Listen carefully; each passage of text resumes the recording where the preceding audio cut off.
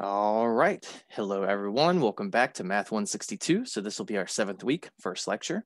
So 3 weeks left after this week, excuse me.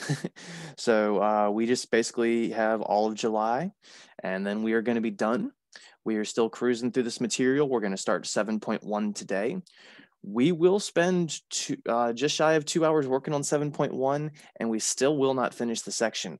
I was having a really difficult time planning this particular section out, trying to get it to fit. I was trying to get all of 7.1 to fit in that 2 hours, but I was going to end up running over by like 5 minutes, or at least getting the examples done. And even then, I was still going to have 1 or 2 left to do. So instead of taking an extra 5 minutes of your time per usual, I'd prefer to err on the lesser side of things. So it will just be 5 or 10 minutes early. We get out today, which is why you do not see a 7.1 homework due date. That also bodes well for you, considering that your test is the 8th and the 9th. That's Thursday and Friday. So that'll enable you to focus on that a little bit more. But once you finish your test, once you take your test and everything, I would suggest that you go ahead and start the 7.1 homework, because we're going to finish 7.1 probably in the first 30 minutes of class on the 8th. And then that means it'll be due on the 15th, but we're very likely to go ahead and knock the next section out as well, if we can cram it all in an hour and a half. And it'll be close. That might bleed over as well. I'm not sure. I'm still planning everything. I'm generally only about a class ahead of the planning. But besides that, 6.3 and 6.5 due on the 6th and 8th respectively, today and Thursday. Remember, 11:59 p.m. is the due time of all due dates. Then test 2, which we said will cover chapter 6, excluding section 6.4. We said will be on the 8th and the 9th. There's a formula sheet that's in Canvas that we have referenced through class a couple times. Remember, you're not supposed to change anything. Some of the formulas are missing a detail or two that was intended, as we've discussed. This will be a shorter test in terms of number of questions, but not necessarily content and how much work you have to do. So test 1 was 25 questions because there's a lot of problems that are short and sweet. Test 2, chapter 6, there's not a lot of problems that are short and sweet, so they take a little more time. So I adjust the number of questions based off of that. And I'm not telling you exactly how many questions it's going to be, but somewhere in the ballpark of 15 to 18, probably 15 or 16. The review is in my math lab. It's immediately under the 6.5 homework. And then the 2 days that the test is available, you will find it in the quiz and test section. It would be immediately under where you saw test 1. Remember, you're responsible for showing all work. Numbering your work doesn't have to be in order, but it has to be numbered. Putting your name on each piece of paper, taking pictures or scanning it, and then submitting it to me in Canvas within 15 minutes of completion. And then if you think you deserve any partial credit, you email me like you did on test 1. Everyone did a great job of that. And then you'll say, hey, I need partial credit. I think I deserve partial credit on questions 2, 7, and 14, whatever. Please take a look at my work. And then I will respond to you within 24 to 48 hours, generally speaking. If you don't hear back from me within 48 business hours, remember, weekends don't technically count for that, then just shoot me an update email and say, hey, Mr. Beckner, what's the status? And then I will get back to you immediately. Hopefully, I don't have any weird situations like I did with test 1, where I had a word problem that did want a calculator answer, whereas I had told you no calculators were allowed. So I will double check this time to make sure that doesn't happen. I thought I had meticulously checked, but I had missed that detail. But this will be also a 120-minute test with no calculator. It will be our last no calculator test. And besides that, I don't think I have anything else that we need to talk about. So we're just going to get back into chapter 7, or we're going to get into chapter 7. And this is where we're going to start talking about things that don't require right triangles. We have these law of sines and law of cosines that'll enable us to work with oblique triangles, triangles of any interior angles, not necessarily one that has a 90-degree angle. So the formulas get a little more complicated. The processes get a little longer. And we still have to have pretty much everything we've learned up to this point dealing with those 30, 60, 90 triangles, 45, 45, your rules for sines and cosines and tangent, blah, blah, blah. All that stuff still has to be, the bottom layer of bricks in our house that we call trigonometry. So let's not waste any more time. Let's go ahead and get 7.1, this very, very lengthy section. This will be 7.1. the law of sines.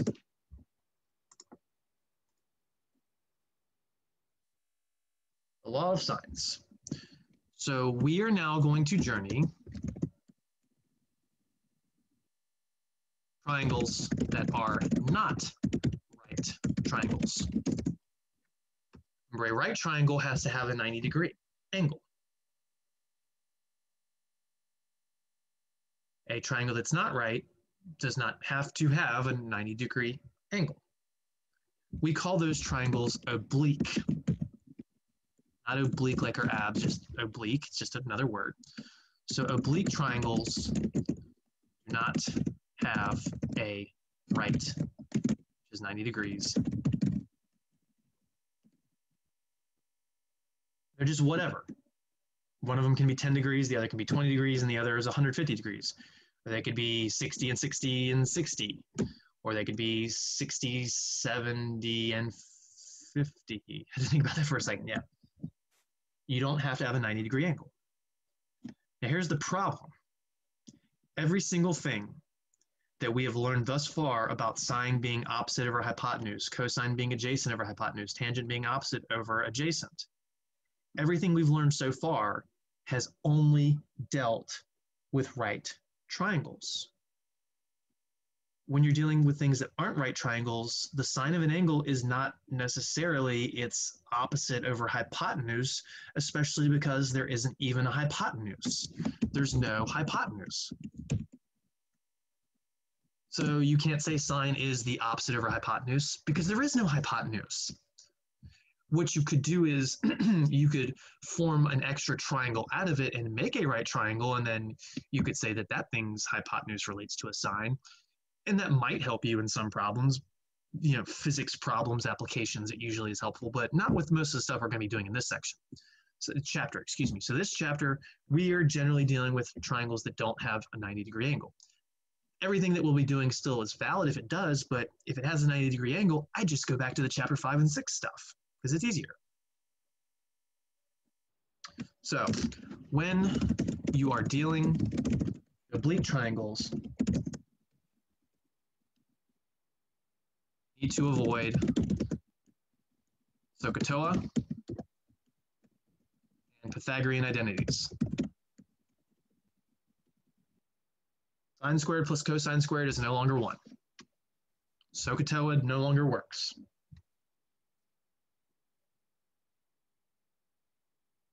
But we can still, even in this new world with no right angle, based on some formulas and some problems we're going to give you, we can still fill in all 6 components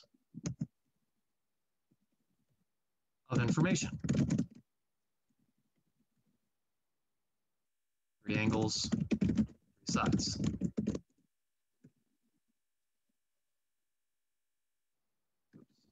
If you're given 3 of these components,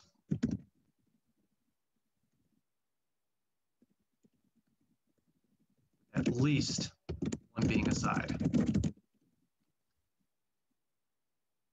I'm going to explain why we have to have just at least one side in a couple seconds.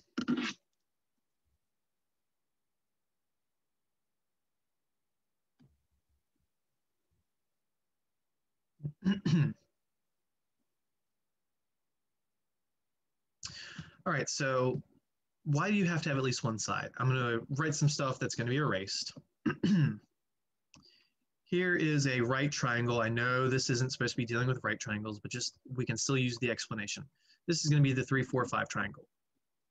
And then I've got another triangle over here. And this is going to be 6, 8, 10. Now, I'm going to do some stuff.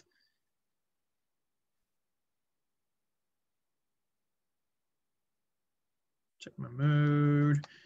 Oh, I do have the calculator pulled up. So I'm just going to get to like a 10th or 100th of a degree what these angles would actually be. So if you did inverse sine of 4/5,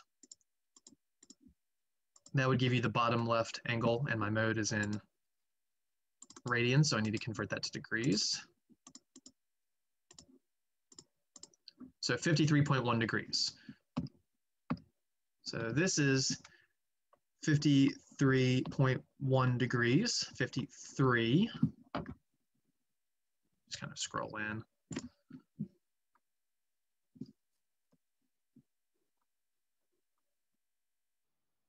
And if that's 53.1, 90 minus 53.1 is going to be 36.9.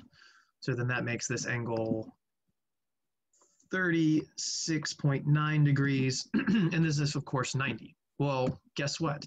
With a 6, 8, 10 triangle, this is the exact same ratio of them. So this angle is 53.1 degrees. And then this angle is going to be the 36.9 degrees. And this is still a right 90-degree angle. Why did I just draw these two triangles? And if you don't trust me, if you do the inverse sine of 8/10, inverse sine 8/10, you can see that that angle is 53.1, blah, blah, blah, blah, blah. The point is, this angle is the same as this angle, and then the blue one's the same as the blue one, and the right is the same as the right. So if all I give you, if I give you this problem, and I say this is 90 degrees, and I say this is 53.1 degrees, and I say this is 36.9 degrees, and then I ask you, what are the legs A, B, and C? You can't tell me, because it's possible they're 3, 4, and 5. It's possible they're 6, 8, and 10. It's possible that they are 9, 12, and 15. It's possible that they're 30, 40, and 50. It's possible they're 300, 400, and 500. There are infinitely many answers. If all I give you are 3 angles, there are infinitely many answers because of what we call congruent triangles. If their angles are the same, the ratio of their sides are the same. So there's infinitely many of those little right triangles I could make if I only know the angles. But by knowing one of the sides, that forces your size to be very specific, which is why you have to be given at least one side. I will not give you a problem where I just give you 3 angles. That will never happen in here because you couldn't answer the question. I said I was going to erase that, but actually I'm going to leave it. I kind of like that up there. So again, you have to be given at least one side. Now there are several cases that we're going to be going over in the next couple of days. And they're all based on how many angles you have, how many sides you have, and what order they're in. So we're going to be using the letter A for angle, and we're going to be using the letter S for side. So we need 3 pieces of information. So the different cases are, we could be given 2 angles and a side. We could be given 2 sides and an angle, or we could be given 3 sides. Now, while you can't be given a problem with 3 angles, you can be given a problem with 3 sides. In this section, we're going to focus mainly on the problems where it's 2 angles and a side. Those are the easiest cases. That's what we're going to focus on at first. But then we're going to focus on the 2 side case, and we're going to talk about why it's weird, how it's weird, and what we can do to account for it. So the 2 easier cases are angle, side, angle, side, angle, angle. Angle, side, angle, or side, angle, angle. So imagine you had a, it's going to look equilateral, but don't pretend, or don't imagine this is equilateral, and don't imagine that it's 90 degrees. I'm just drawing up 2 triangles, and I'm going to show you what is given. So in blue will be what is given. So angle, side, angle means that this would be known. So we'll know this angle, then we know this side, and then we know this angle. And it doesn't have to be bottom left, bottom right, and bottom. It could have been this angle, and this side. That would have been perfectly fine as well. I'm just saying that everything is kind of in a wedge like that. And then side, angle, angle might go something like this, you know, this side, this angle, and this angle. But you think about yourself going clockwise or counterclockwise to pick them up. So side, angle, angle. Or side, angle, angle. It doesn't matter which order you go. An extra little blue dot there. Side, angle, angle. The easiest cases are when you have two angles. This is always true. The easiest case is always when you have two angles because you can always find the third by the fact that triangles add up to 180 degrees. Their angles are, you don't call them supplementary. Supplementary is just two angles that add up to 180, but it feels like that. So these will always have one solution, just one solution. And the order that you should handle this stuff is, why is it not doing one line at a time now?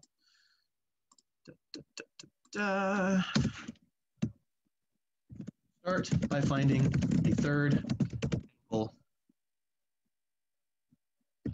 All angles of a triangle sum to 180. So you can just do 180 minus the other two, or you can say the three add to 180 and do your algebra, whatever you like. So if you have two angles, the first thing you should do is find the third. Super easy. You could have done that before trigonometry class, I hope.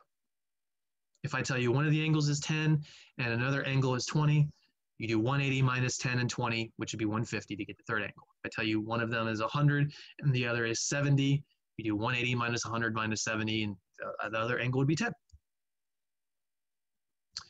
After you have your third angle, you will use what is known as the law of sines. Find the remaining two sides. The law of sines is as follows. And this is for any triangle in general, but we really only want to use this for oblique triangles. If we're dealing with right triangles, don't do this. You are making this much worse than it has to be if your triangle is right, if it has a 90-degree angle somewhere. All right, so the law of sines is A over the sine of A, little a and big A. Little a is going to denote lengths.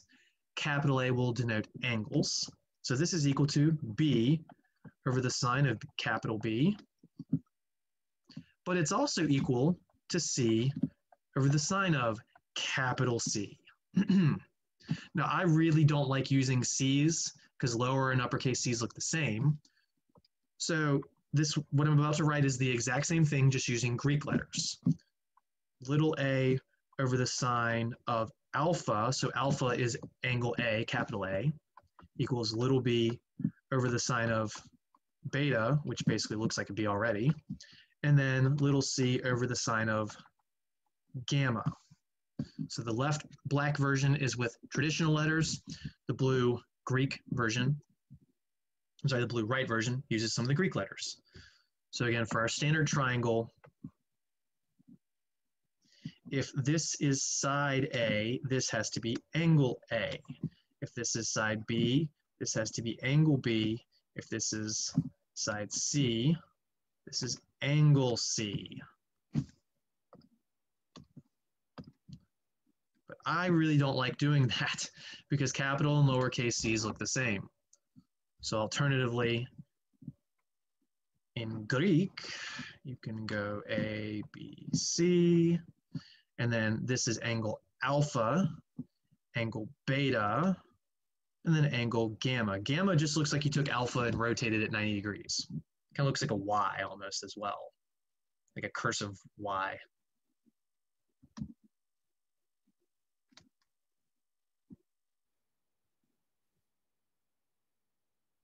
Now you might be thinking, Mr. Beckner, what in the world is this? We've never seen an equation with three sides. Equations are supposed to have two sides. And you're right, equations are supposed to have two sides. All this says is that the ratio of the length of one of the sides to the sine of its appropriate angle opposite of it is the same no matter what pair of information you're using on a triangle. What you do is just pick two of these. Maybe you just want to use the A's and the C's, so you ignore the middleman. Maybe you want to use the B's and the C's, so you ignore the left one. Or maybe you want to use the A's and the B's, so you ignore the right one. That's all you do. You just pick two. Length over sine of angle, length, sine of angle, length, sine of angle. This is a very easy formula to remember. Ultimately, length, sine of angle. Now the cool thing is you can actually get this upside down. You can go sine of capital A over A equals sine of B over little b equals sine of capital C over little c. That is the same thing. And then you just pick two of the three and ignore the third or whatever. However, the algebra that we'll be doing for most problems, it's just a little easier if you have the side length in the top and the sine of an angle in the bottom. So while they're interchangeable, I will stick with this version. However, if you memorize it, which you have to memorize it for the Chapter 7 test, if you memorize this upside down, no one's ever going to care or know as long as you can get the math correct. I will mix up between using traditional letters and Greek letters. You have to get used to the Greek letters. You will see them later in your life in calculus and in this class.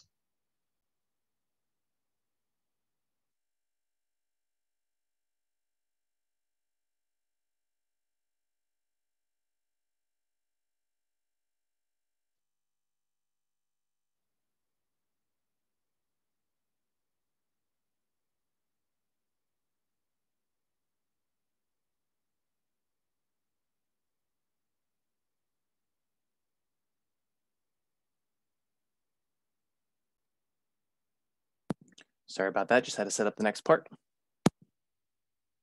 We left off in 7.1, the law of sines. We said we are now going to start dealing with triangles that are not right.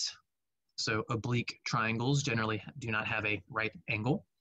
Without a right angle, there is no hypotenuse, which means Sohcahtoa falls apart. So we have to rely on something different. A couple of different things, in fact, the law of sines and the law of cosines ultimately, but that'll be for another section and for another day. We talked about how with this situation without a right triangle, there are several different cases, two of which are the easiest case, and that's when you're given two angles.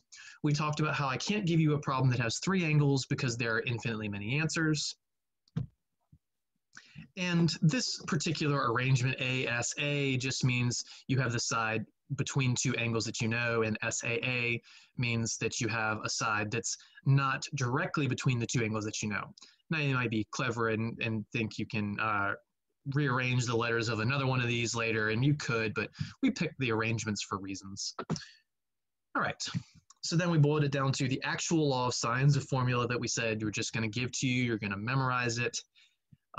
You can find proofs of it out there, but it's quite extensive. You don't want to have to prove this and take up 45 minutes or an hour of a class just to do so. And you know what, that's exaggerating. It's not even that much. Maybe 15 minutes, we just don't have the time. And I will spoil how you would prove that this works without doing the proof. What you do is you bisect one of these so that this is a right angle and this is a right angle. And you can relate this opposite side of this angle is the opposite side of this angle, and you can do some trig stuff with sines, obviously, to prove that they're the same. That using this angle, this hypotenuse, and this opposite, and then using this angle and this hypotenuse, and I'm sorry, this hypotenuse and this joined side, you can get two of these three things established. It really isn't that long. I exaggerated the 45-minute part. In particular, page 733 of your text has the proof of that. So I'm just going to say check that out if you're really interested. Now remember, I may use capital letters for angles. I may use Greek letters for angles. I will mix it up just to keep you on your toes. So we said this law of sines has three sides of an equation, which is very atypical. So all you do is just use two at a time. Either use the A's and B's and not the C's, or the A's and C's and not the B's, or the B's and C's and not the A's. You need at least three pieces of information to find the other three pieces of information. I can't give you two pieces and have you find the rest. That would be impossible. I can't give you three angles. And right now, for now, I'm saying I'm going to give you two of the angles, which makes the third angle very easy to find because all the interior angles add up to 180 degrees. And then you just use the law of sines to find the other two sides. And that brings us to example one finally, where we will find all missing info.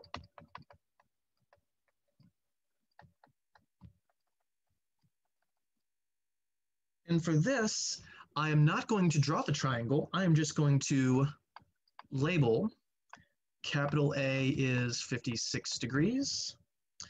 Capital C is 24 degrees. And if you're ever confused over whether this is a capital or not, it's only capitals that go with degrees, or the angle that is, radians maybe as well. And then little a is 22.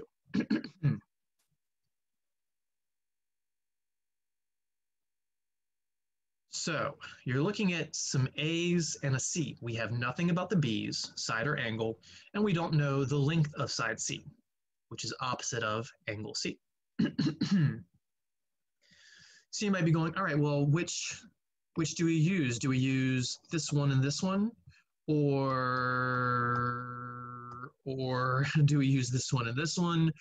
Or do we use this one and this one? Which pair are we supposed to use? Well, there's a giant clue in every single one of these problems as to how to start this out. Hold on one second. And that is, you need the completed pair. You need the completed pair. You always try to start with the completed pair.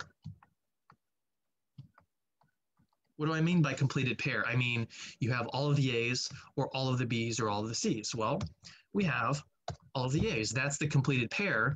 So we definitely need to be using this side. It's just a matter of, is the other one going to be the B's or the C's?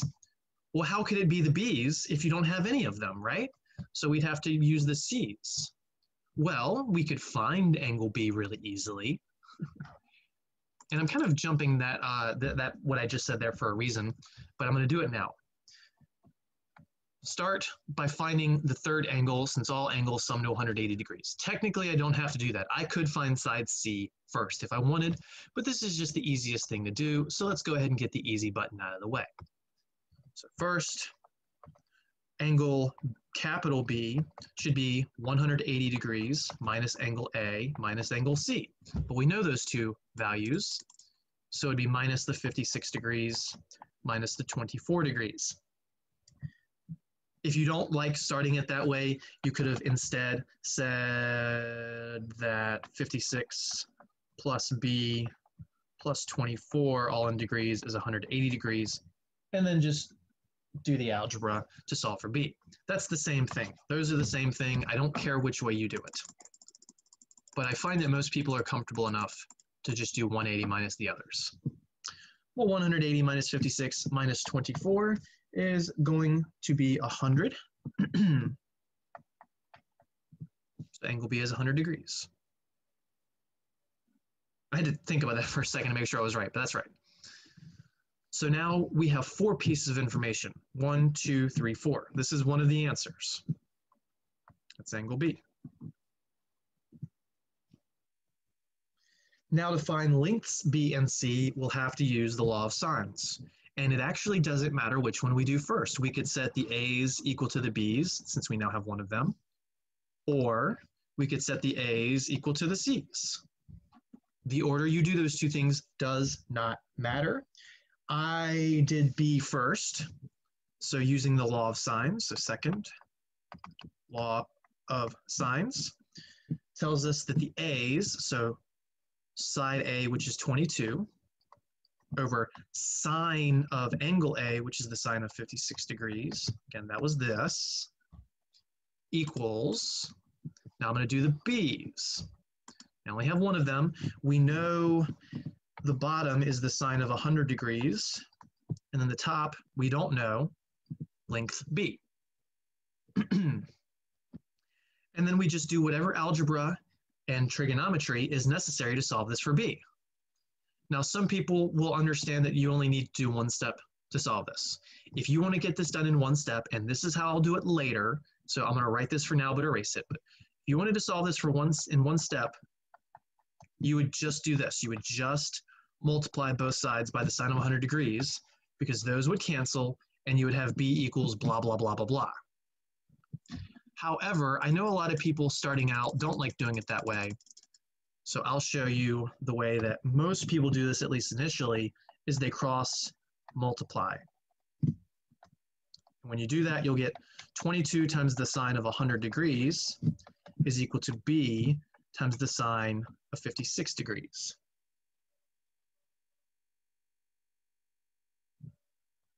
Now, if you do it this way, if you cross multiply, you have another step because the b is being multiplied by this, so you have to divide by that to get rid of it. So then you would divide both sides by b sine 56 degrees. Why did I write b? Not b. Do not divide by the variable. I was just looking at it.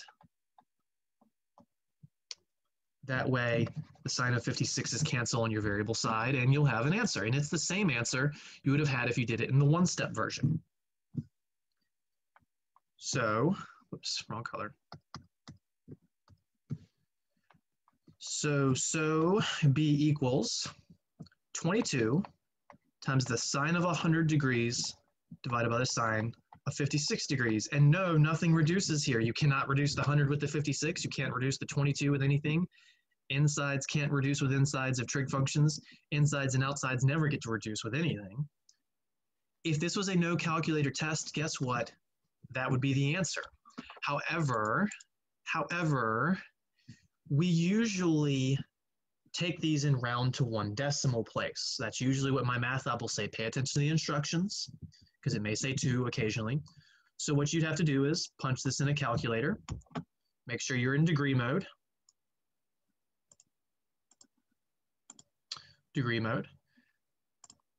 So 22 times the sine of 100 degrees. Make sure you close that parentheses. Divided by the sine of 56. Close it. And we get 26.1 when we round to the nearest 10th. So b is about 26.1. Not degrees. B, that little b is a length. Maybe inches, maybe meters, maybe feet. I don't know. We didn't give any units to the A. I just said it was 22, so we can't give any units to this. So B is approximately 26.1. So how do we find side C? Well, the exact same way we found side B.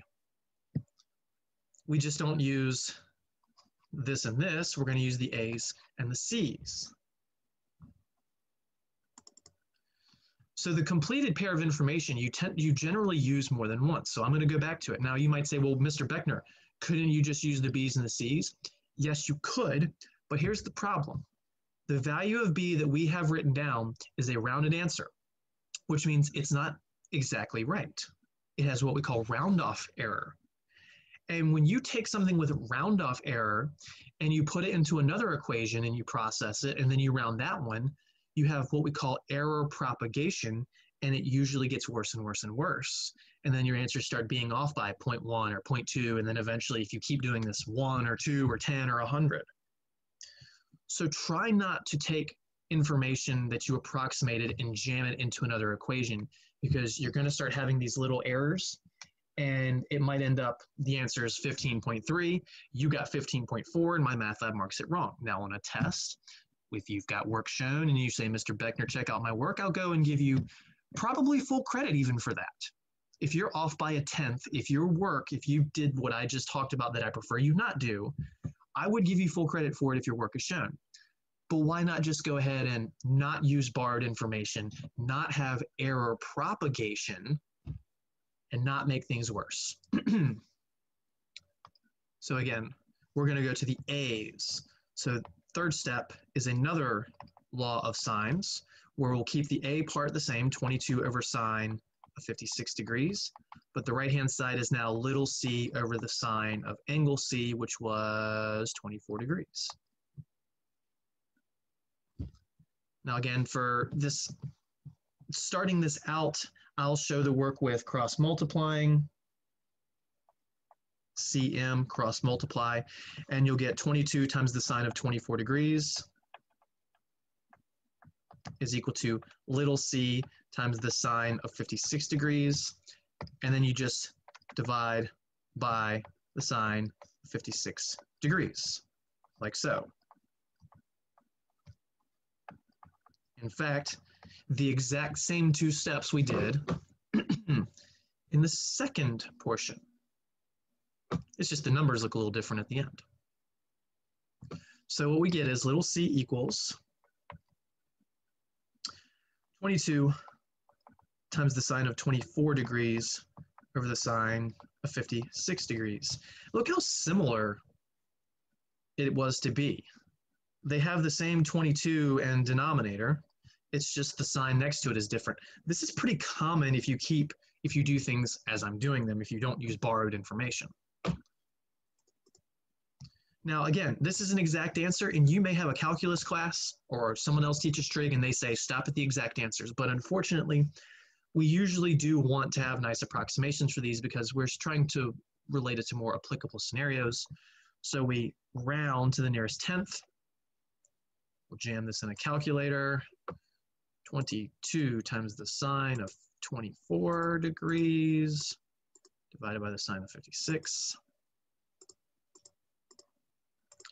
And we get about 10.8 rounded to the nearest tenth. 10.8. So that is our little c. We were given 3 bits of information. We found 3 bits of information. That's 6 bits of information. That triangle is completed.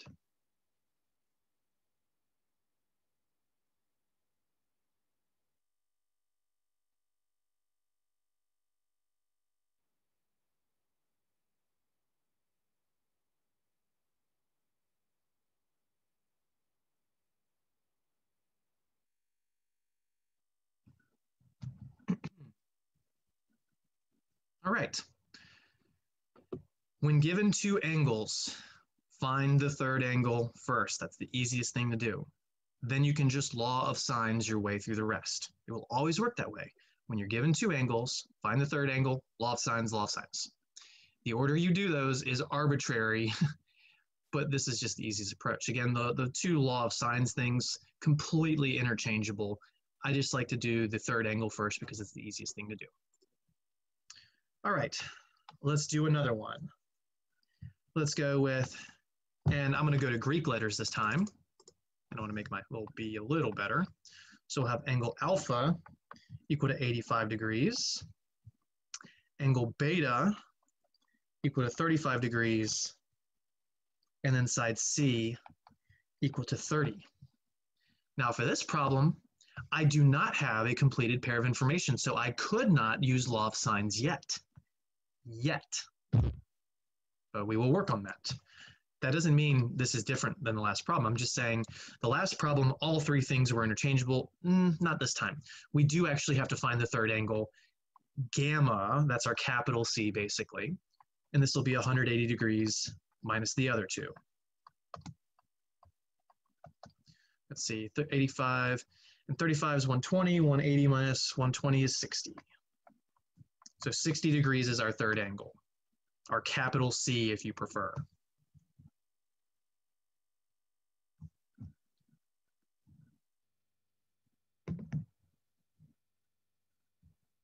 Now we can say we have a completed pair of information. Remember, gamma goes with C, alpha goes with A, beta goes with B. The beta part is pretty obvious. You do have to remember which one is horizontal and which one's vertical. It's very easy to get these 2 symbols confused. I understand that.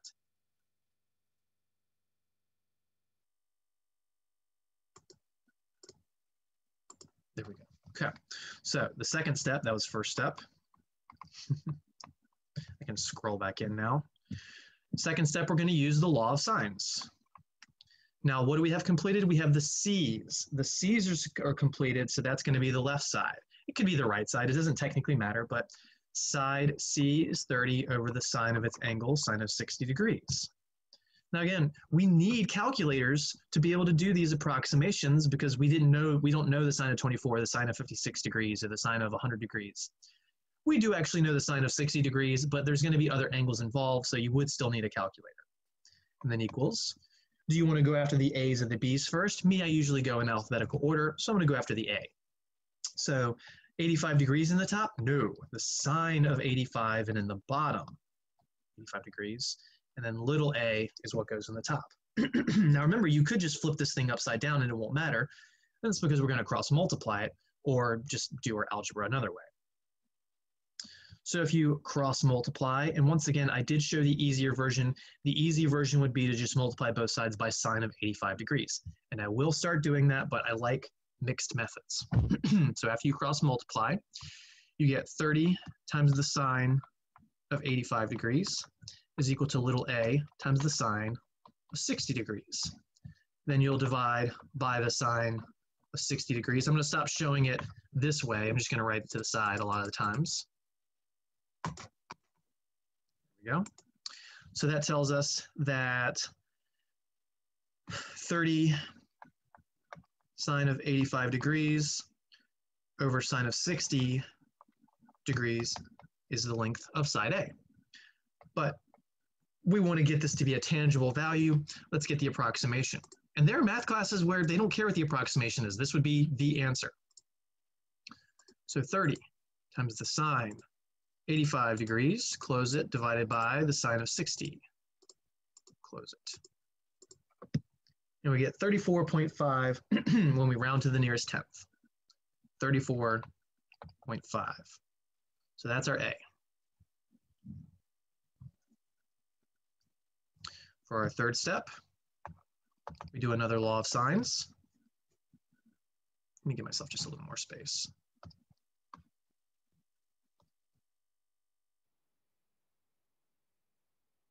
I don't mean the third law of sines, I'm saying the third step. We're going to keep using the completed pair we had to begin with. So C over C, C over sine of angle C, C over sine of gamma, more particularly.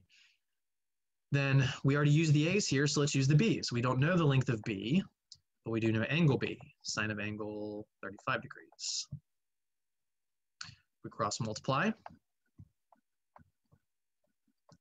We'll get 30 sine of 35 degrees is equal to B times the sine of 60 degrees.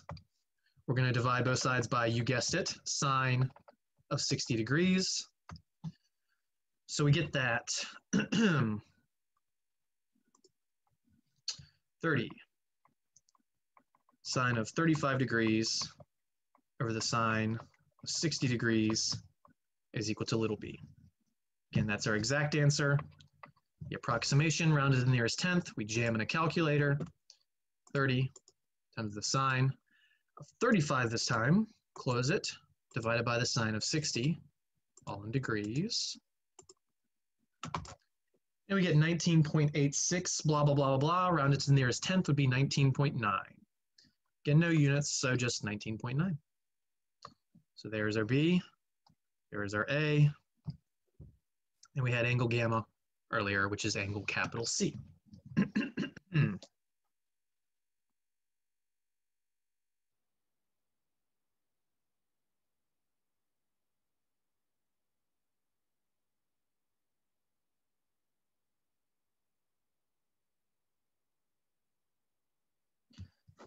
The law of sines is pretty easy to use. This process is about the same every time.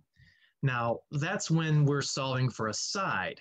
If we were using the law of sines to find an angle, let's say you had something like this. You had 13 over the sine of 100 degrees equals, 20 over the sine of gamma. This is one more step involved because you're solving for an angle inside of a sine, so you'll end up needing to take an inverse sine at some point. So that's just a spoiler. So this will be for later. Not with those specific numbers. Excuse me. Not with those specific numbers, but we'll start seeing problems like that later. Sooner than later, in fact.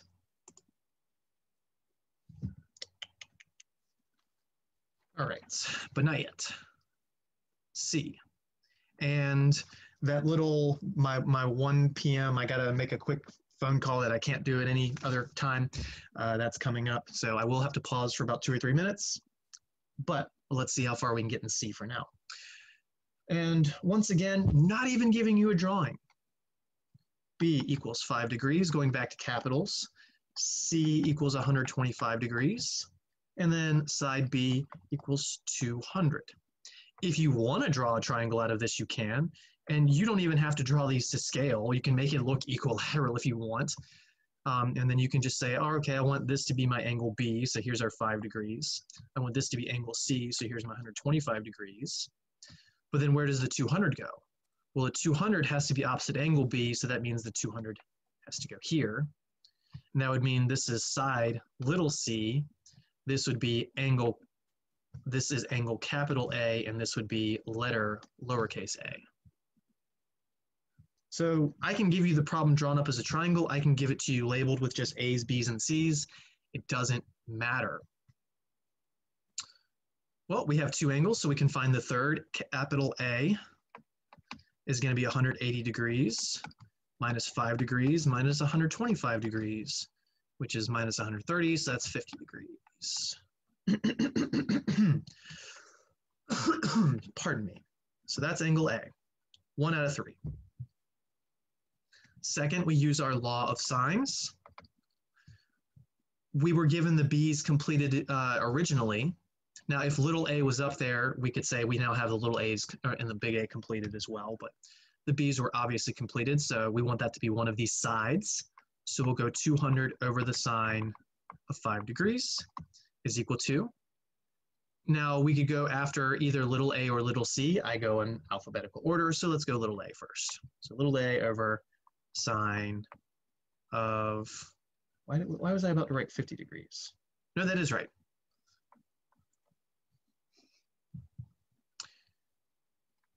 Now, I'm going to not do the cross multiplying anymore. I'm just going to say the easier step, multiply both sides by sine of 50 degrees. And I'm going to write it, but I'll erase it in just a second, this part. When you do it like this, these cancel to just get the A equals. This is a quicker way. Now, when the angle's the unknown, there is no quicker way. You just got to cross multiply. But here, there is a quicker way, so you can either do it in 2 steps or 1. It's up to you. Do I care if you do it in 2 steps or 1 step? Nope. Just care that you know how to get it done. Come on, Moose. Don't have an event right now, please. Please don't. Please don't. Oh boy, this might be a Sorry, I know you have no idea what I'm talking about. I might need more than a couple minutes if my dog does what I think he's about to do. All right. So when we do that, this is just me saying, hey, well, this is what we get. We get little a equals 200, then the sine of 50 degrees over the sine of 5 degrees. Again, don't try and cancel anything anywhere with those unless it's just an outside number with an outside number. We'll have the calculator to get your approximation.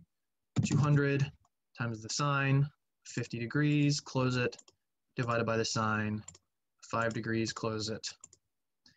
And we get big number, 1757 point, rounded to the nearest 10th, 9. 1757.9. 1757.9. That is our A. Rounded to the nearest 10th, of course.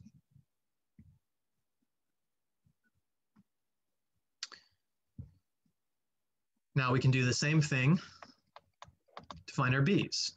Use the completed side. Now we go little b over the sine of angle B, which is the sine of 5 degrees. And I need to pause. I'll be back in about 2 minutes. Try that out on your own, please.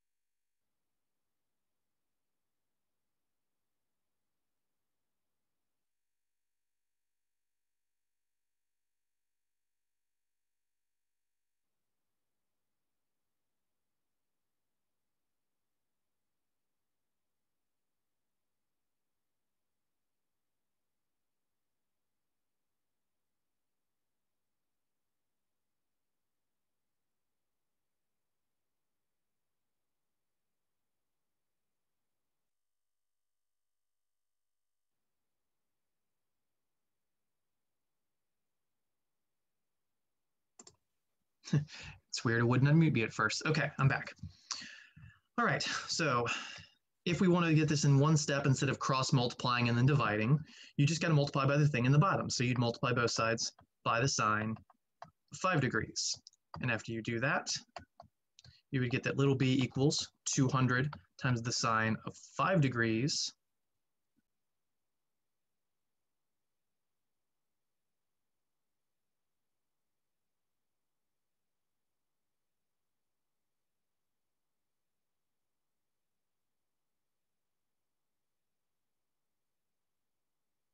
that wasn't supposed to be a B, that was supposed to be a C. That's what I did wrong. That was supposed to be a little C, which means this angle was 125 degrees.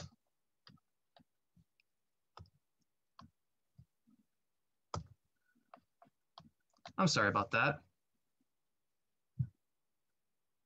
Again, the left side was the B's, the 200 over the sine of 5 degrees. So me having 5 degrees up there twice was a clue that I did something wrong. And that's because the right side was supposed to be the C's, not B's. I literally had it equal to itself. So when you multiply both sides by the sine of 125 degrees, you get 200 times the sine of 125 over the sine of 5.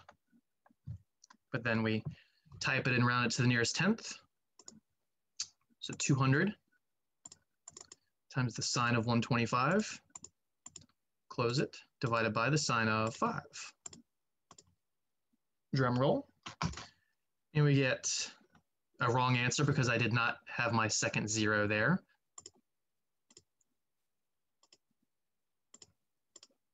Boom, there we go.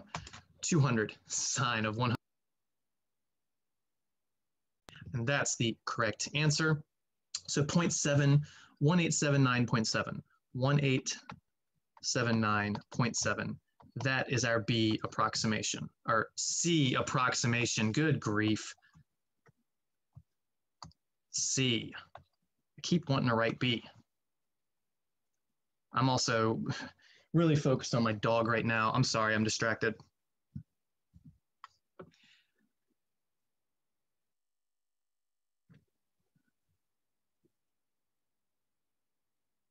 So we have our 3 bits of information.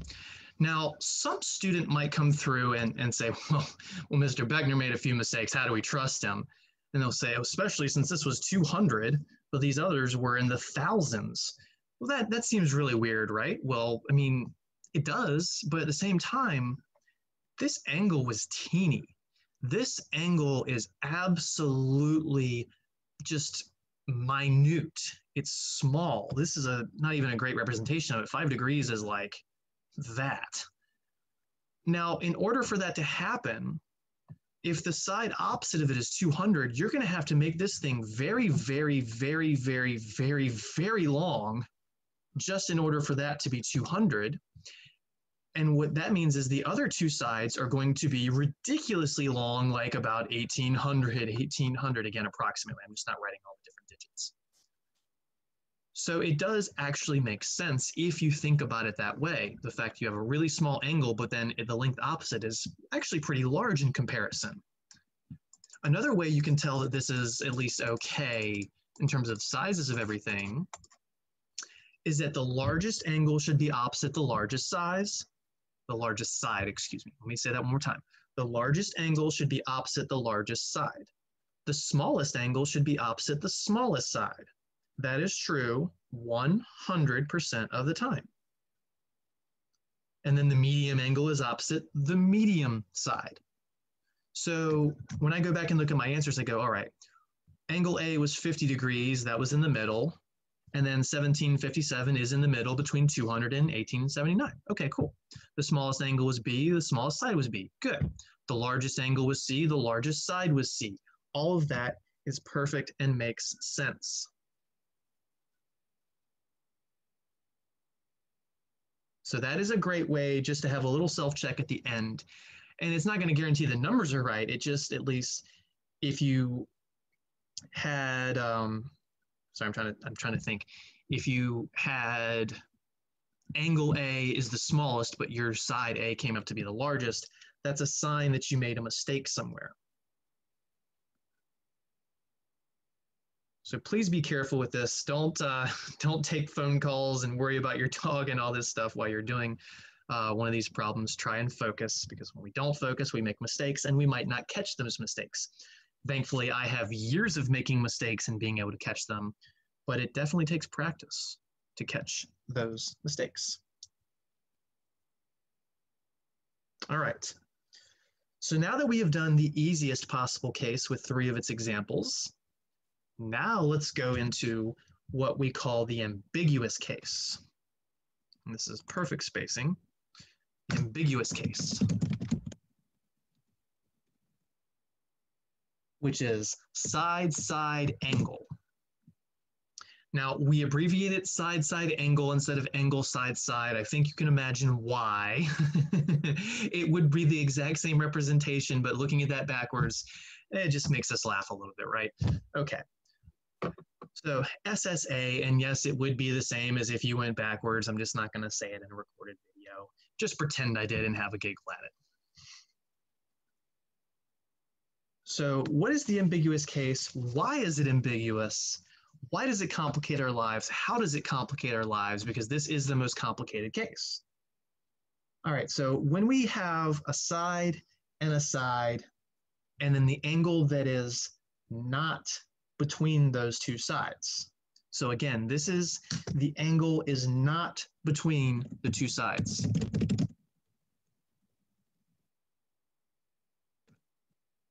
That's important. If it was, it wouldn't even be the law of sines. Spoilers, you have to use the law of cosines for it, which is 7.2, and we'll get there another day. So side-side angle. So if you draw up a little triangle, and I'm going to do a few of these. And again, they might look like equilateral triangles. Just please pretend they're not. Maybe we know this side A and this side B. And again, we don't know the angle between them, so we could know either of angle A or angle B. So let's say we just know angle A. So capital A or alpha. So this is one of the cases. And again, it could have been that I didn't know angle A, maybe I knew angle B. It's the same exact case, but you can't know the angle between them. So first of all, this is different from the last 3 examples because you only have one angle and you cannot just immediately find these other 2 angles. You can't just say, oh, well, it's 180 minus the others. Well, you only know 1. You have to know 2 to find the third. So that's out. The law of sines is going to have to be the first thing that you actually do. So this is our ambiguous case. And why is it ambiguous? Well, let's say, so here's your weird cases.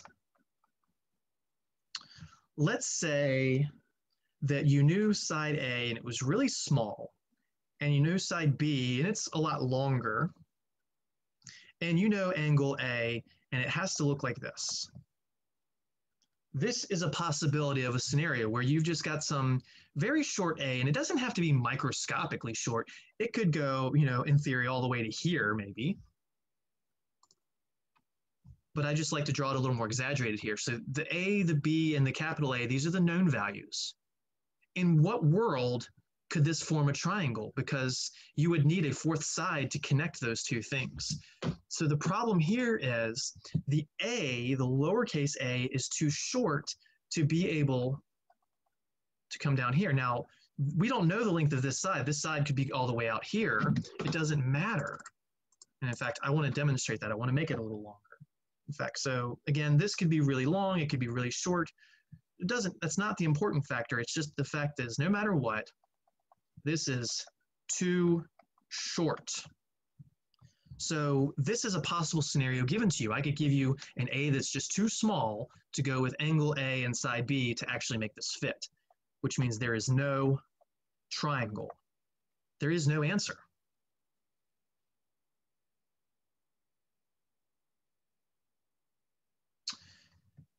Now, the next weird case, so this one is the normal 1 solution, 1 triangle. Let me make that a little more like a fancy 1 so you can tell. So the other case is, and I'm going to draw this in two different colors. So we'll have side B. We'll have angle A. And let me draw it outside. You can draw them inside or outside. It doesn't actually matter.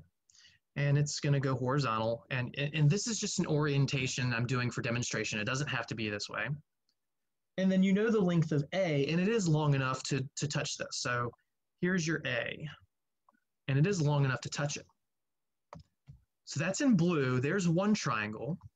But alternatively, what you can do is, and it doesn't look that obvious, but this A right here, this right here, because we don't know this length right here, we don't know it. Maybe it's short, maybe it's long. We could actually fit the triangle to make it short or long. What we can do is we can take this piece right here, and instead of swinging it left, what if we instead swung it right? So this is the exact same length of A. So again, this length matches this length. If this is a 10 right here pointing left, this is a 10 pointing right. Because we don't know this bottom length side, it could be the shorter version, or it could be the longer version. And just pretend like that's connecting and not hovering below it. I just want you to be able to see. So the angle A did not change. Side length B did not change. Side length A did not change even when I swung it out differently. But there were some components that changed. Angle B here, oops, wrong color. Or angle B here, whether you swung it left or right. Then there's also angle C. If this is little c, this would be little angle C. Or if we take the big one, that's little lowercase c, it's just a longer one. And then this right here would be capital C, the whole thing together. So what that makes is a two triangle case. The worst case possible. It is the case that bewilders students constantly. I can remember learning this and going, that doesn't make sense. It does make sense, but at the time I thought it didn't make sense. And again, it all just has to do with the fact that this angle is fixed, this side is fixed, and this length is fixed. So it's just a matter of whether you choose to swing it this way or swing it that way. That can give you a shorter or longer C, which would result in a smaller or larger angle C. So when the two triangle case happens, there are two different answers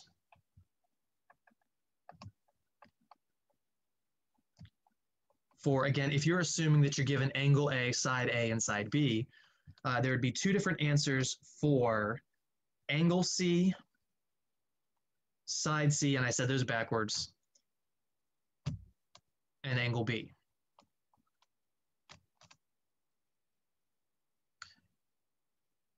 The stuff that's given to you is given to you. You're not going to come up with new numbers. Those are fixed. They cannot change. But if you can somehow create two different solutions that solve the same problem, then you've got two different triangles, and half of those have different sets of information. So again, that's the worst case possible. Now, how can we tell when there's no triangle? There is a way by making a right triangle out of this, determining this height, and showing that it wouldn't even work. However, the beauty is this will show up automatically while doing the law of sines. You'll get an error when you do the law of sines. What's going to happen is you're going to get a sine being bigger than 1 or less than -1 maybe even. And it would always just be bigger than 1. And your calculator will go error, error, domain, range, something like that. And we will see that. What we got, 30 minutes? About 30 minutes. So, example 2. Oh, before I do all that, I gotta type up some stuff, don't I? So, here's the process for the ambiguous case when you're given two sides in an angle where the angle is not between the two sides given, and that is specific. Determine second angle by law of sines. Once you have the second angle, take the supplement of it. Supplement means to do, reminder, 180 minus the first.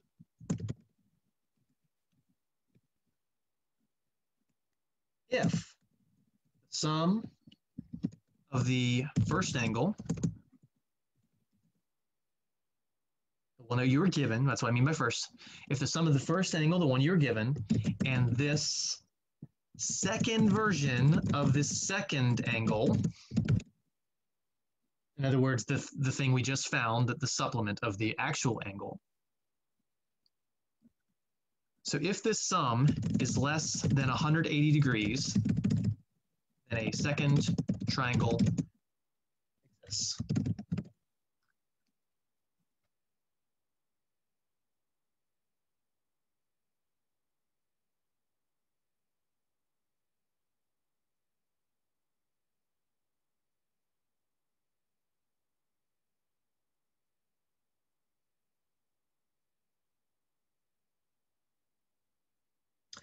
What, why, how, who, whatever one I missed.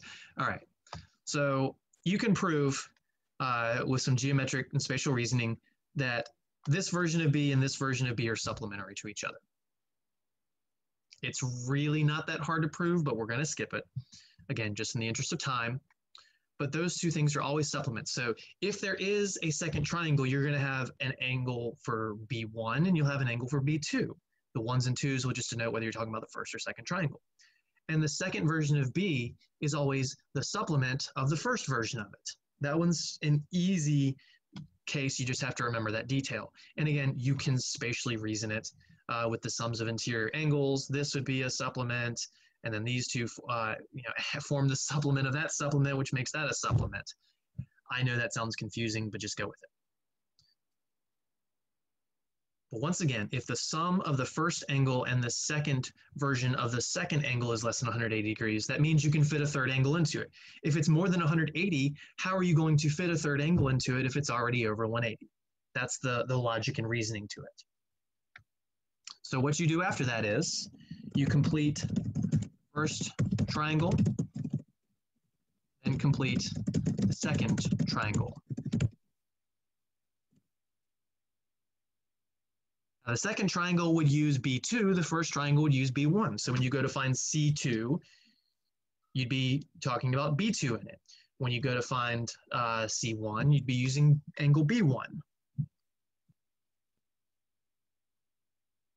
So again, half of the information, there is not two versions of it. The angles and sides they give you, there cannot be a second version of.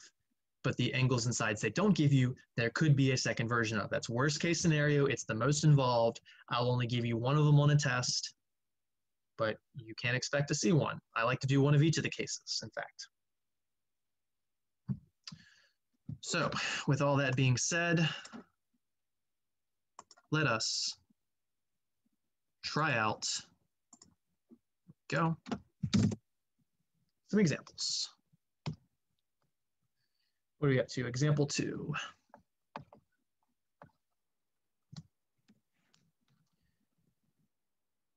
Complete the triangle. And its second triangle if it exists. Now, these instructions are specific.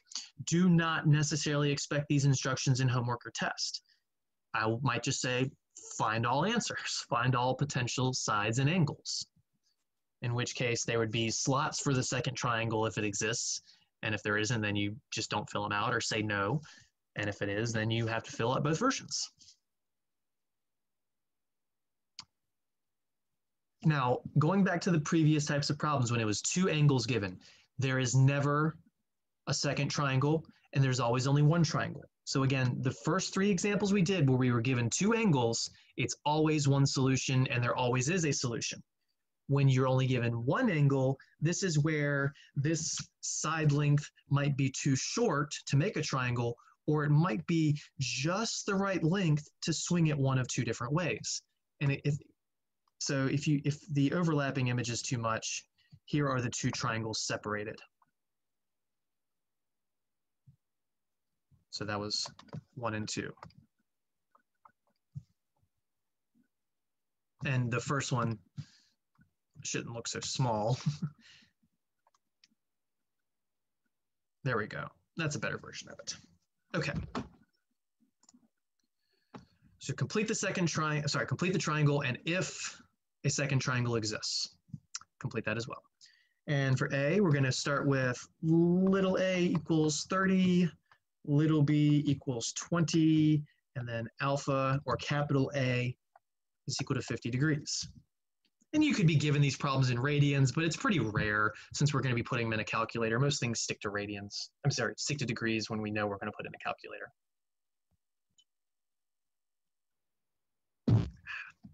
All right. Again, feel free to try and draw this up, but there really is no reason. We have a completed pair of information, so that is what tells us law of sines. I do not have a second angle which says, oh, yellow flag, warning on the field, this is the weird ambiguous case. Maybe it's one triangle, maybe it's two triangles, maybe it's no triangles. But we start out with the law of sines. Now we have the A's completed, so we got to use them. 30 over the sine of 50 degrees equals. I have nothing about the C's, so I can't use them. I have to use the B's. So 20 over sine of beta, since I used alpha. This is something I alluded to earlier. Our variable is inside of a trig function, which means you can't just one-step this and you're done. You're going to have to cross-multiply, and you're going to have to do an inverse trig function eventually. But let's show those steps.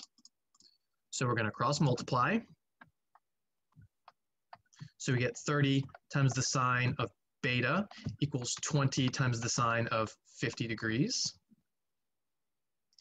Now we cannot just divide by 30 sine. That would not work. We can only divide both sides by 30, which will give us sine of beta is equal to 20 sine of 50 degrees over 30.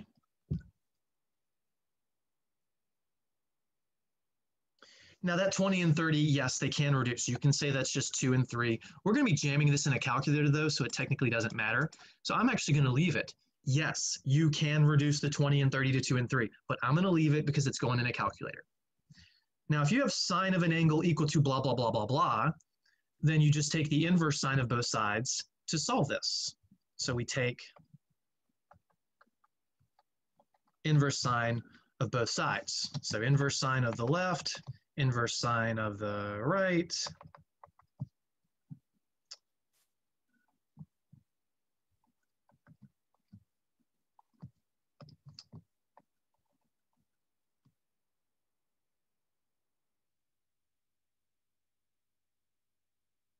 And why do we do that? Because inverse functions and regular functions cancel each other out.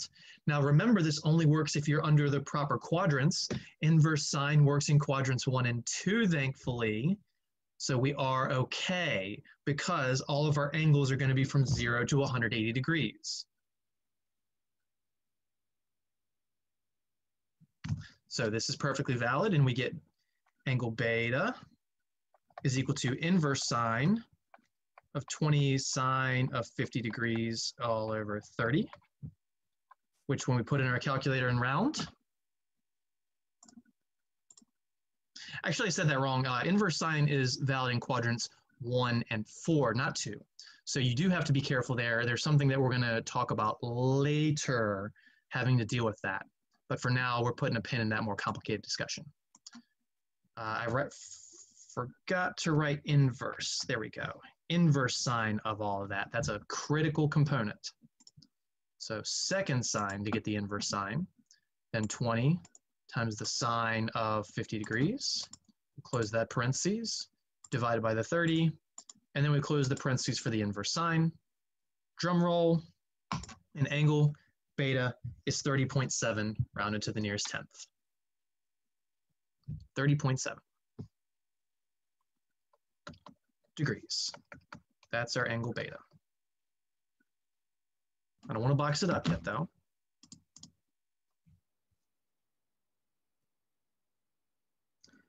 Now, because we know this is the ambiguous case, it is possible there's a second version of this. We have to determine if there's a second version of this. So what did we say we do? if the sum of the first angle, which means the one given, and the second version of the second angle, which is the supplement of this. So we need to take the supplement of this and then add it to the original angle and see if it's too big or too small. Sorry, too big or small enough, not too small. So beta 2, if it exists, would be 180 degrees minus what we would call this beta 1. I'm not calling it beta 1 yet because it might just be the only one. So 180 minus 30.7 degrees, which is a pretty large angle of 149.3 degrees. But will it fit? That is the ultimate question. If there is a second triangle, this is the second version of angle B. But if this is too big, it won't fit into another triangle with the original given alpha. So we take the alpha, that's the first angle, and the second version of the second angle, which is this, and we add them up and we see if there's space for a third angle. So alpha plus beta 2 is 50 degrees plus 149.3 degrees, which is too big. It's 100. Why did I write 2? Probably because I was saying 2, the word 2. So that's 199.3 degrees, which is way too big. It's greater than or equal to 180 degrees, so it's too big. So only one triangle. Or you could say there is no second triangle. How are we on time? 15.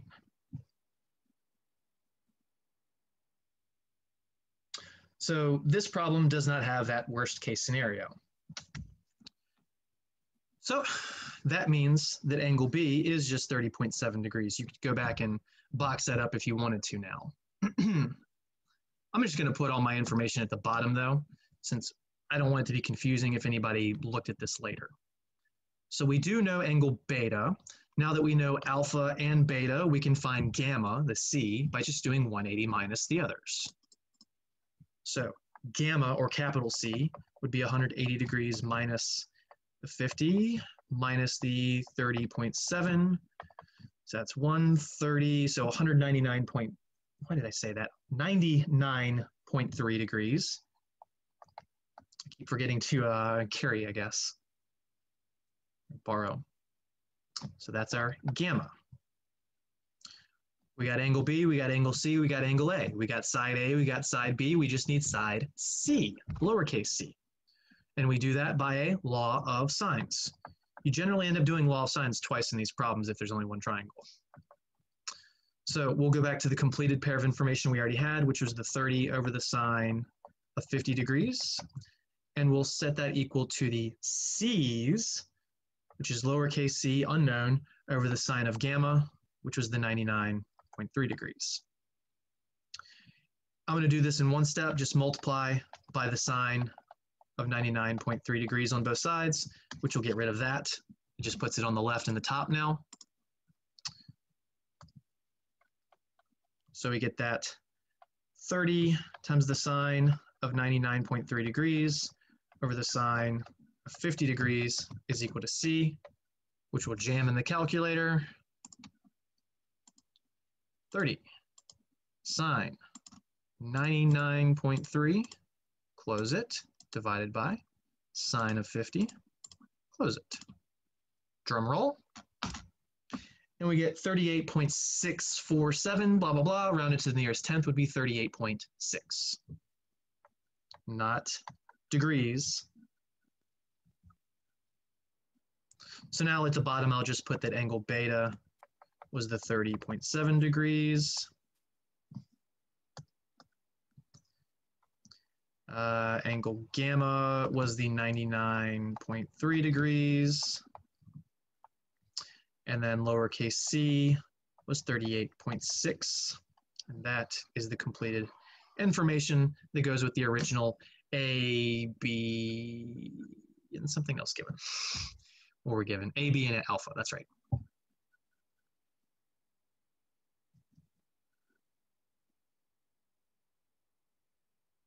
So here's what a lot of students do. They get angle B and they skip all of this. Does a second triangle actually exist? They just go, I'm not going to do that. I only care about if there's one triangle. I'm going to ignore any possibilities of a second triangle. I've already told you, I 100% guarantee I will give you a test problem with a second triangle. That's a guarantee. If I give you 3 problems, I probably give you one of each case. I don't have to, that's a probably. If I give you 2 problems, maybe that second one has no triangle, maybe that other one only has 1 triangle. That stuff that I said a lot of students like to ignore, you don't get to ignore it, because if there is a second triangle, it's going to mark everything else wrong, even if you got the first triangle right. Now, again, you show your work, you email me, and I can say, okay, here's some credit, but I'm not going to give you most of the credit if you completely ignore the second triangle. So how do we tell if there's a second triangle? You can only be given one angle, and it can't be the angle between them. It has to be one of the angles opposite these. You go through and find your first angle. When you have your first angle, you say, okay, if there is a second triangle, the other version of that angle is the supplement of this. So you have to do all this. And then you go, okay, well, this is the possible second one, but will it actually fit? Because you need to take this, add the original given angle. If it's less than 180, that means you can squeeze that third angle in. If it's 180 or more, you can't. It's already too much. So that is going to be a critical component that you cannot forget. Now, you know I'm always honest about whether things come up again or not. Spoilers, this is not going to come up again for the rest of the course. But that doesn't mean that it's unimportant. The possibility of having 2 solutions to one problem, I mean, that's a massive feature of the world outside of math. All right, so we're only going to have time, and I did this intentionally. I ran it just enough so that we can do B, which will be shorter. C, we would have only gotten halfway through. I bet you can guess why. But for now, A equals 10, B equals 30, which might even be the same A and B. No, they're close. One of them's a 30, that's what threw me off. And then angle A, I'll go back to capital letters, is 150 degrees. So this angle is not between them. If it was between them, it would be angle C, or gamma. This is the angle opposite of one of them. I've only given you one angle, which means this is the ambiguous case. That means you're going to have to find the second angle, and then maybe find the second version of the second angle. All right, so law of sines. Let's see, we have the A's completed, so that's going to be one of the sides. So we'll go A over sine A, so 10 over sine of 150 degrees equals, we can't use C's because we don't have any C's, so we got to do B, which is 30 over the sine of capital B. Maybe it's B1, maybe it's just B. We're going to cross multiply, which will give us 10 times the sine of B is equal to 30 times the sine of 150 degrees. We'll then divide both sides by 10 so that we get the sine of angle B is equal to 30 sine of 150 degrees all over 10. Once again, yes, the 30 and the 10 can reduce to a 3. There's nothing wrong with doing that, but because I'm going to put it in a calculator, I'm just going to skip it. But again, yes, this 30 and 10 can reduce to a 3 if you like.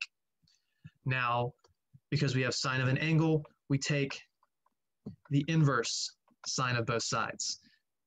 Now again, there are times where this is a bad step. If this angle B is bigger than 90 degrees, we can't do that. And we won't even know that we can't do it. Our calculator is going to give us an answer, but it'll be wrong. So there's going to be a way that we determine the order of that, and we'll get into that a little bit later, not quite yet. All right, so we got inverse sine of the left side equals inverse sine of the right side. So sine of B equals 30 sine 150 degrees over 10. And again, we do this because inverse sine and sine cancel as long as we're in quadrant 1. As long as we're in quadrant 1, these cancel. They also do that cancellation in quadrant 4, but not 2 or 3. So if our angle was between 90 and 180, Inverse sine is restricted outside of that. So that's a complication that comes up later, but not yet. All right, so that tells us, what do we have?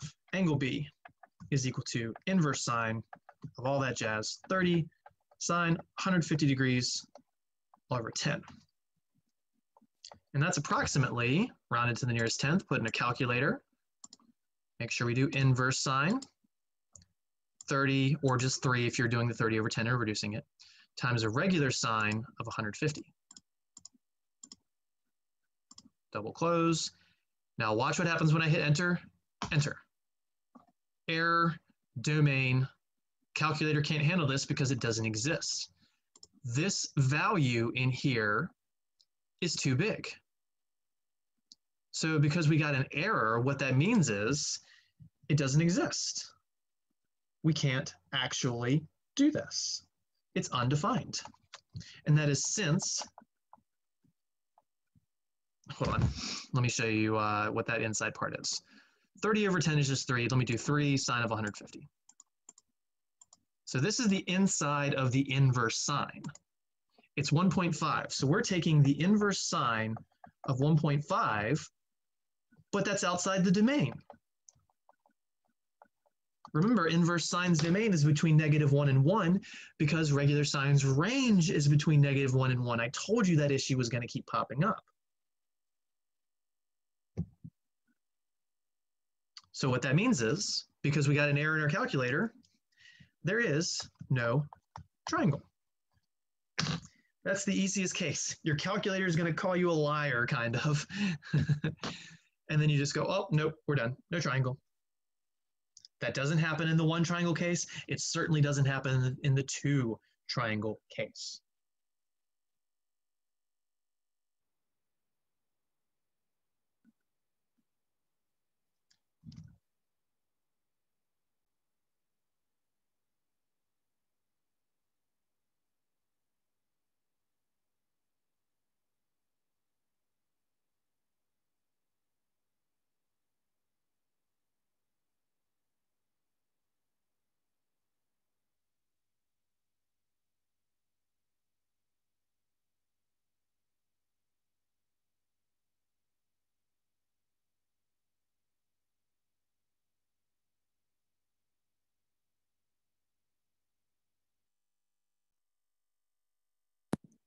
And that was where I had to cut off the last video, so that was why everything was weird for a second there. I was just setting up for the last part of today's class. And here we go. So we'll talk a little bit more and then we'll get into C. And I believe that will be our last example for the day. So as a reminder about that formula, we've done several problems and not even close to being done yet. Here's our law of sines. Just the length of a side over the sine of its angle opposite of that side is equal to any of the other pairs of length of sides to sines of the angles opposite to them, whether you're using the Greek's the Greek letters or the just capitalized letters, and we've done both to make sure that we're used to them. We've talked about how you have some simple cases, like if you have two angles given to you, you know there will be one triangle and only one triangle, and you know you can start it off very easily by finding the third angle by just doing 180 minus the other two. Several examples. Then we got to what we call the ambiguous case, where you are given two sides in an angle instead, and it happens to be that the angle you're given is not between those two sides, and that's important. That is very important, because if the angle is between the two sides, then you would do the law of cosines, which would be in the next section. So you could have this angle or you could have this angle, but you can't have the one between those two sides, the one that connects the sides. So this angle right here would be the only option that you couldn't use for this. And we talked about how, given these parameters, it's actually possible that somebody just gives you some numbers and the triangle doesn't even exist. It's possible that someone gives you a triangle and there is just the one scenario. But it's also possible that just the heavens and stars align perfectly, that you could swing that length of A in or out and make either a smaller or larger triangle. And there can be two scenarios. Now, we haven't seen that case happen yet, hint, wink, nudge, but we have seen the one triangle and no triangle case. How do we determine whether there's two triangles? Well, once you have your second angle, so they give you one, you find the second, that'll be the first thing you do. You take the supplement of it because it turns out that if there is a second triangle, the supplement of the first version is the second version. And I kind of rationalized it to y'all a little bit. And then we said, okay, if this angle, in addition to the original angle provided, if those are small enough to form a triangle, in other words, if they're less than 180 degrees, then that means the second triangle does in fact exist. So you complete your first triangle, then you use that supplemented angle to complete the second triangle. We said there's no triangle if your calculator spits out an error in the process, essentially. But it's nice to understand the rationalization of it. And we say that the rationalization of it is when you go to take an inverse sine, you end up taking an inverse sine of something larger than 1 or smaller than -1. Generally larger than 1 since we're dealing from 0 to 180 degrees, and sines are all positive from 0 to 180. So this number inside, if you just calculated this number, whoa, that's really weird if you try and use the drawing tablet with paper on it. If this number was bigger than 1, which turned out to be 1.5, then it can't happen because it's undefined. And that's what happened for case B. So a reminder for problem A, which I should have said problem B just a second ago. When we found our second angle, we did its supplement, and it turned out that that angle along with the given angle was too big to form another triangle, which is why there was only one triangle. This one, again, the inverse sine didn't exist because the inside value was bigger than 1. And I think you know where we're going with C. Is this going to be enough space? I think it'll be enough space. Whoa, that was weird.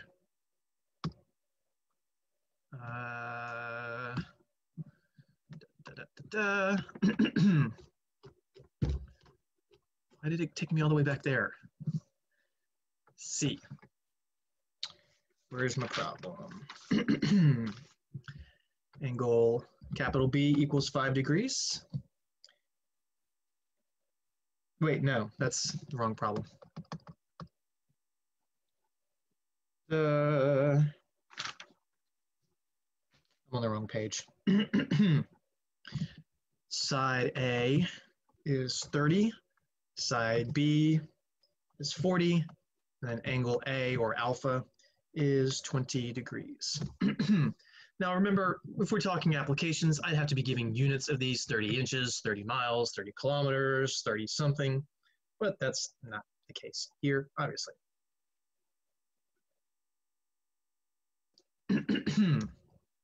All right, and if you wanted to try and draw up a triangle, you can, but like I said, this is the ambiguous case because we only have one angle, and it's not the angle between them. If this was the angle between them, if these legs are A and B, then this would be angle C.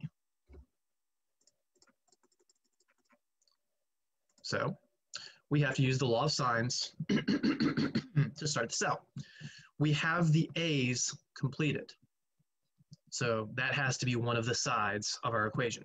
So we'll go for law of sines, 30 over the sine of 20 degrees. And I did mention that you can flip these upside down as long as they're all flipped upside down. We have the value of B, so let's go after angle B. We're going to cross multiply, and that'll give us 30 sine of B or beta equals 40 sine of 20 degrees. We're then going to divide by the 30 to start the isolating of the sine of beta. So we get the sine of B or beta equals 40 sine of 20 degrees over 30. Once again, yes, the 40 and the 30 do reduce. However, because we're going to be putting this in a calculator, you don't have to if you don't want to. So you could make this 4 sine of 20 degrees over 3, or leave it alone. And then, because this says sine of B equals, we take the inverse sine of both sides.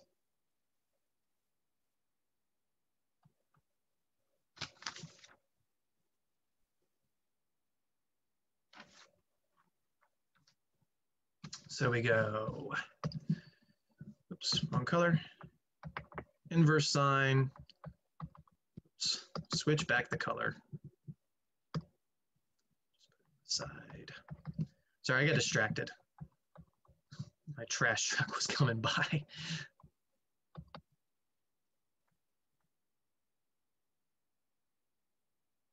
Now with all that information on the right, you definitely want to put that in parentheses. Now the reason we do this is because as long as we are in the appropriate quadrants, the inverse sine and sine cancel. So that will tell us that B, angle B or beta, is equal to inverse sine of that 40 sine of 20 degrees over 30, or 4 over 3 if you reduced it. And we said, well, we really do want to have an approximation for this. So we're going to round this to the nearest tenth. That's pretty common. Pay attention to the My Math Lab instructions. They might tell you to round to the whole or 20th. Why did I say 20th? 100th. Wow, that was bad. All right, check your mode. I'm in degrees still. Inverse sine, 40. Sine of 20 degrees. Close that parentheses, divide by 30. Close the inverse sine's parentheses. And if you don't trust that this is the same answer with 4/3, I'm just gonna delete the zeros for the 40 and the 30. Same answer. So that's about 27.1 degrees. Now notice I keep saying as long as the angle is in the appropriate quadrant, as long as it's in quadrant 1 or 4, which 4 would be impossible, which means this angle has to be between 0 and 90. That is an issue that might come up later. Just as a fair warning, that issue might come up later. All right, so if there is a second triangle, so we go is there a second triangle? Well, if there is, we say that B2 would be 180 degrees minus the 27.1 degrees. This is the supplement of it, which will be, what's that, 52.9? 152.9, that is. So that would be the second angle if it fits.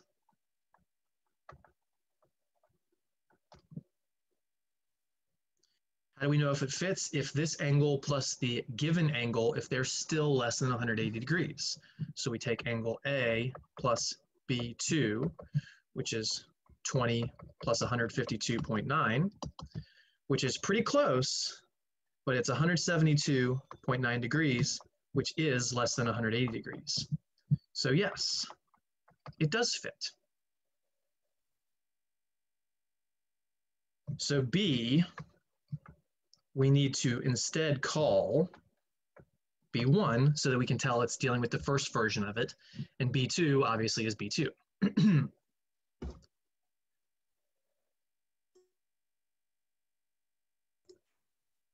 So there are two triangles finally. Now remember, there will not be second versions of anything that was given to you. There is no little a2, there is no big a2, there is no little b2. But the other three things, which would be angle B, angle C, and side C, those will all have two versions. Now we already have some of those answers. So angle C, angle B, and side C. That's 6 different answers that we'll need, where we already have, where is it? 2 of them. All right, so let's keep going on. For now, let's ignore all this B2 stuff. I'm not gonna scratch it out permanently. I'm just saying ignore it. Let's just focus on one triangle at a time, because you will get something messed up if you're trying to crisscross your triangles. So I'm gonna ignore that for now. I'm pretending it's not there. Of course, I'm not actually going to erase it. I'm just ignoring it. We're only dealing with triangle 1. So for triangle 1, we have B1. So B1 is equal to the 27.1 degrees. That is our first of the 3 answers for triangle 1. Now we need angle C1 and side C1. Well, C1, angle C1, that should be a capital C. It looks too lowercase, doesn't it? C1 is 180 degrees minus the other 2 angles we have, A and B1. So 20 degrees and 27.1 degrees. 160, 140, 132.9. So that's our C1. That's the first version of angle C.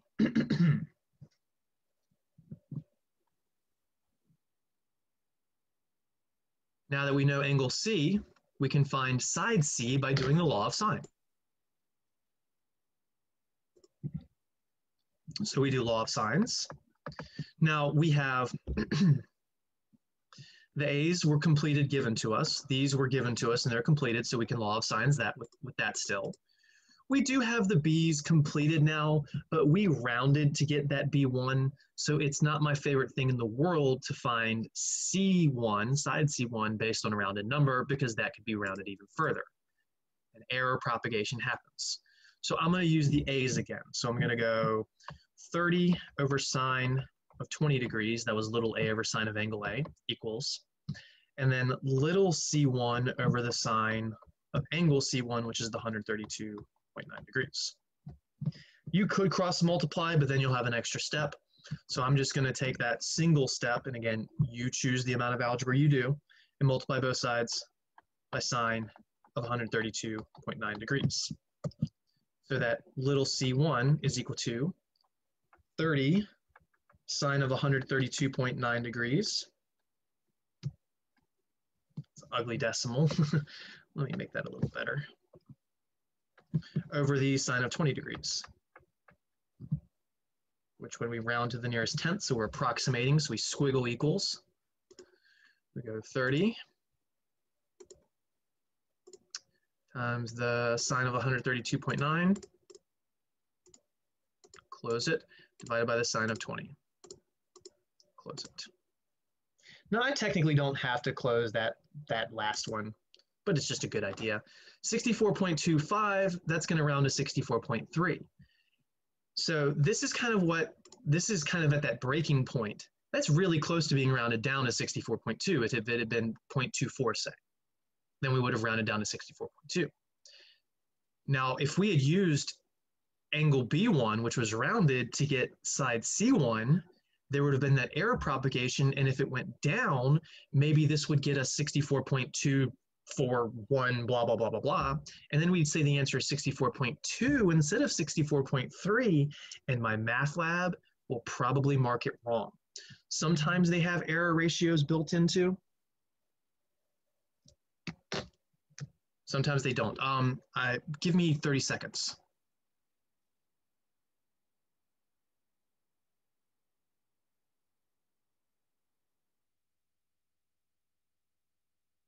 Not even 30 seconds. All right, so that's about 64.3, and that's a side link, so not degrees, 64.3.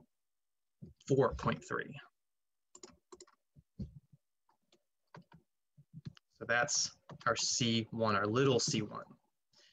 This is why I prefer the Greek letters, because capital C and lowercase c look so much like each other. So we got angle C1. In fact, I'm going to try and just make that a little smaller looking. A to C. There we go. That's better. So B1, C1, C1. We have the three pieces of our completed triangle. And if you prefer to have that all just boxed up together, you can. So you could say at this point, B1 equals 27.1 degrees. Angle C1 is 132.9 degrees. And then little c1 is 64.3 meters, feet, whatever. So there's triangle 1, along with these three sides and angles to complete it. Now we got to move on to triangle 2.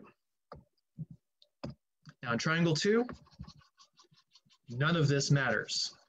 Anything that came from triangle 1, with the exception of what was a sine, doesn't matter. So we're not going to use any of that. We are only using this stuff.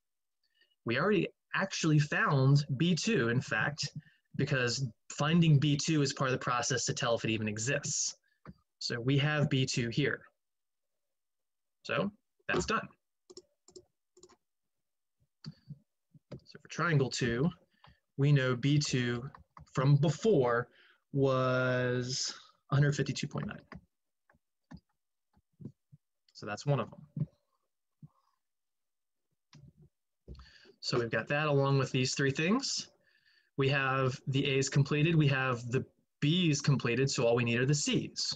We have two angles, so to find angle C2, just do 180 minus the others. So angle C2 would be the 180 degrees minus the others. So the A is still 20. Remember, no second versions of prescribed values. And then minus B2, which is the 152.9 degrees. That's 160. It's going to be 7.1 degrees, a really small angle. That's our C2, angle C2.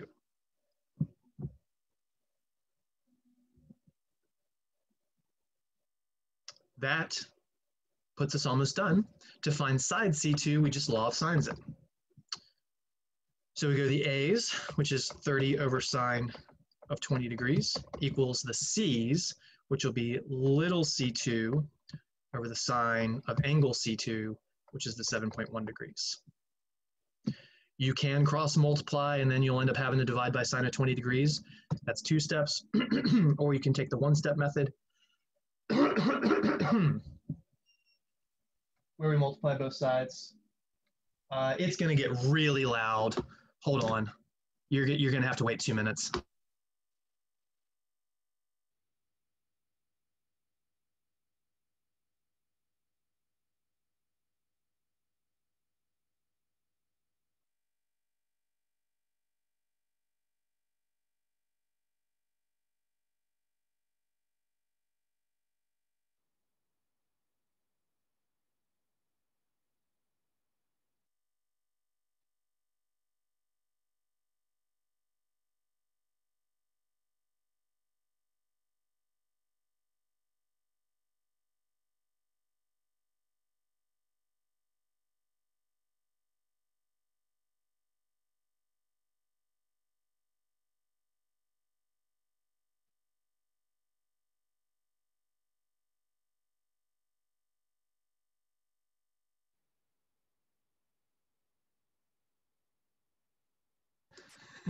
All right, I'm sorry about that.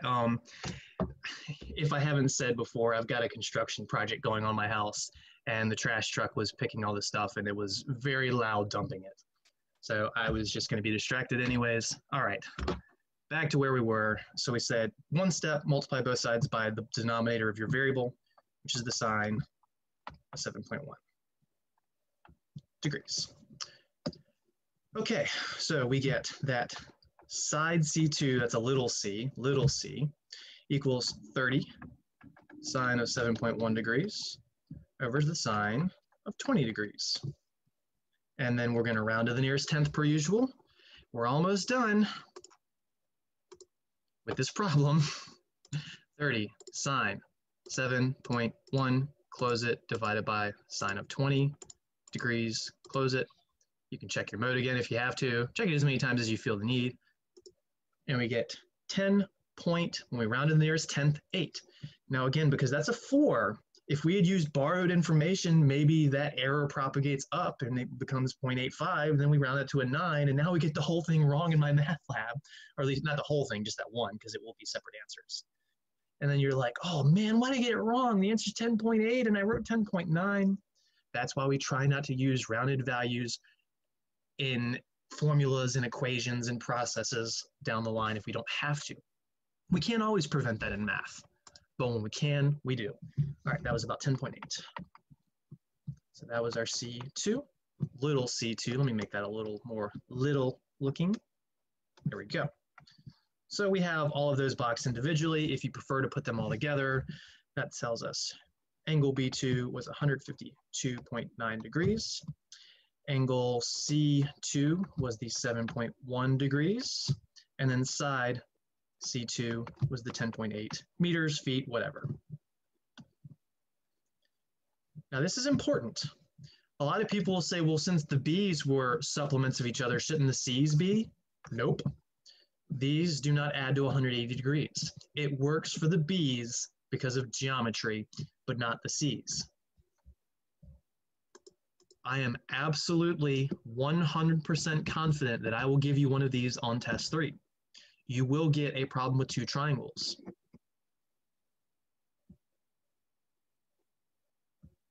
So you need to understand how to tell if there's 2. First, you need to understand which case makes it possible to have a second triangle, which is when you're only given one angle and it's not the one between them. Then you have to know how to establish the second triangle even exists. Then you have to make sure you're keeping all of the first triangle information and all of the second triangle information separated to their own kind of piles.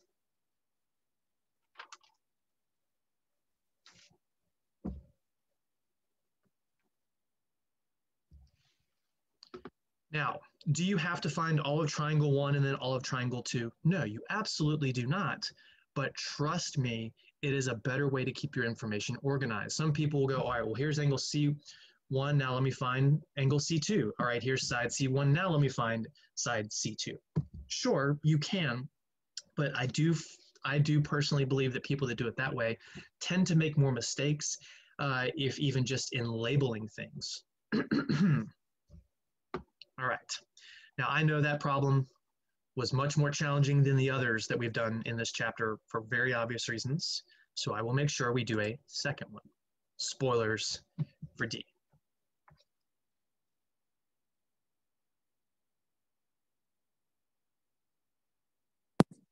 But like I said, we will be saving D for next time, as well as a few more examples for the section before moving on to 7.2. So I know that was a lot to take in all at once, but again, it shouldn't be your primary focus for now. Focus on that chapter 6 material, since we have that test on the 8th or 9th, whichever day you are available to take it. And then remember, if the only availability you have is during class on the 8th, that you can always just catch the YouTube replay later, as long as it's before Tuesday's class, the following Tuesday, the 13th. But besides that, we are going to call it a day there. Like I said, I would have loved to have had time to have shown D as well, but it was going to put us about 3 to 5 minutes over class instead of under. So I think everyone will be much happier the way I chose to do things. But for now, make sure you knock out that chapter 6 homework. Make sure you work on that review. Remember, it's not required, but it will guide you on what to study more for the exam itself, for the test itself. And per usual, if you have any questions, you can shoot me an email and I'll get back to you as soon as possible. But for now, have a good day. We'll see you Thursday. Take care.